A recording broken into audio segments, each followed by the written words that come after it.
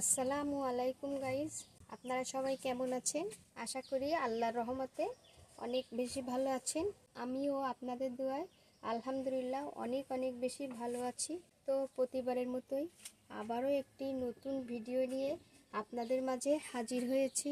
তো আজকের ভিডিওতে থাকছে ইলিশ মাছ ভর্তা। তো ইলিশ মাছ আমি কি করে ভর্তা করি আপনারা দেখতে থাকুন, সঙ্গে থাকুন।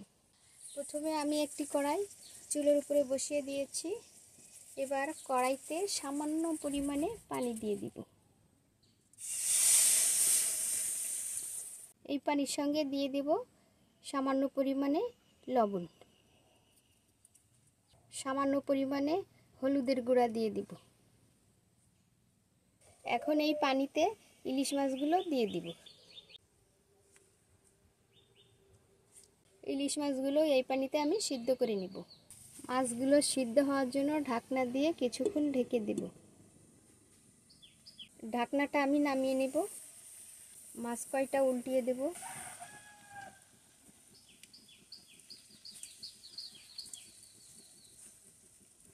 অনেকে অনেক পদ্ধতিতে ইলিশ মাছ ভর্তা করে, কিন্তু আমি সহজ পদ্ধতিতে ইলিশ মাছ ভর্তা করব। আমি যে পদ্ধতিতে ইলিশ মাছ ভর্তা করি আপনারা এই পদ্ধতিতে একবার খেয়ে দেখবেন, অনেক ভালো লাগবে।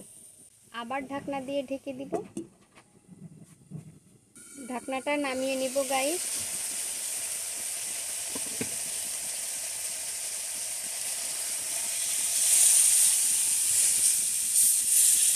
মাছগুলো ভালোভাবে সিদ্ধ হয়ে গিয়েছে।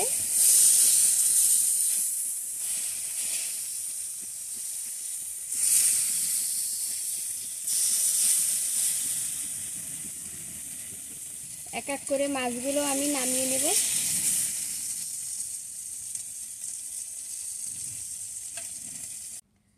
তো গাইজ, এখন আমি ইলিশ মাছের কাঁটাগুলো বেছে নেব। ইলিশ মাছের কাঁটাগুলো বেছে নিয়ে ফিরে আসছি। তো গাইজ, কাঁটাগুলো বেছে ফিরে এসেছি। এখন আমি ভর্তাটা বানিয়ে নেব।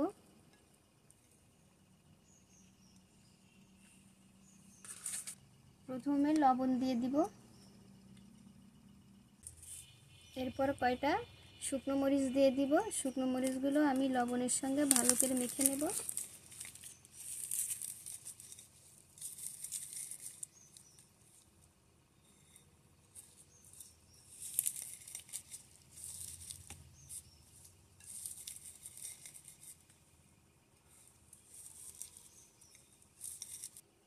এবার দিয়ে দেব পেঁয়াজ কুচি।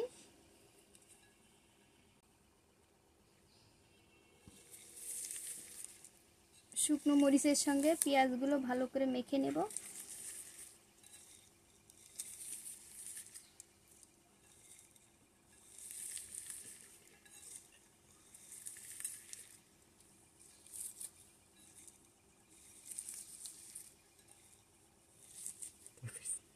এর সঙ্গে দিয়ে দিব সরিষার তেল।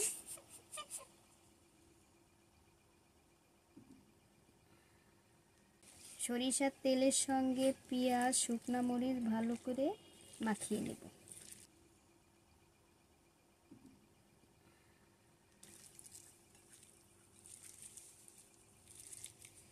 এবার ইলিশ মাছ এর সঙ্গে দিয়ে ভালো করে ভর্তাটা করে নেব।